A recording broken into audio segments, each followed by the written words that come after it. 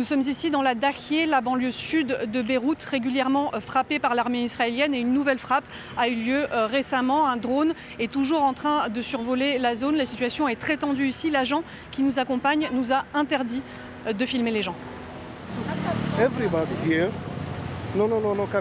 Cet homme nous a été donné pour escorte par le Hezbollah qui dirige la zone. C'est lui qui impose les conditions de notre tournage ici. Il nous emmène voir cet immeuble bombardé le 9 mars, qui abritait une institution financière affiliée au Hezbollah.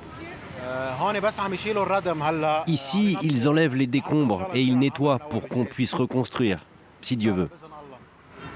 Ce commerçant est le seul que nous sommes autorisés à filmer.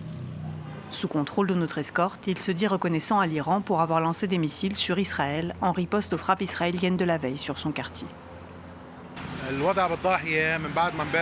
Dieu merci, depuis que les Iraniens ont menacé Israël et tenu leurs promesses, la situation s'est améliorée à la Dahieh.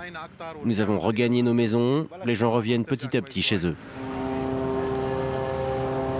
Les drones continuent de survoler le secteur.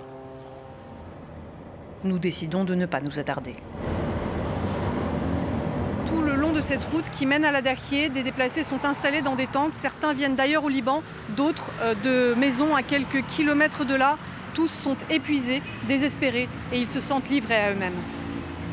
Nadia Atrissi vient de Tyr, une ville en proie à de violents combats au sud du pays. Je suis ici jour et nuit. Jour et nuit. Pendant la guerre de 2006, elle a été blessée et a perdu sa petite nièce et son petit-neveu. À 71 ans, la voici de nouveau jetée sur les routes. Nous avons perdu nos enfants pendant la guerre de 2006 et notre maison.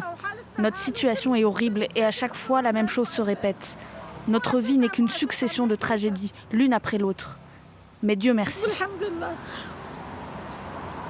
Une guerre de plus, à l'issue plus incertaine encore que les autres. Pour ces déplacés, le combat est quotidien. Il faut survivre dehors, au jour le jour, sans aucune perspective pour les heures ou les mois d'après.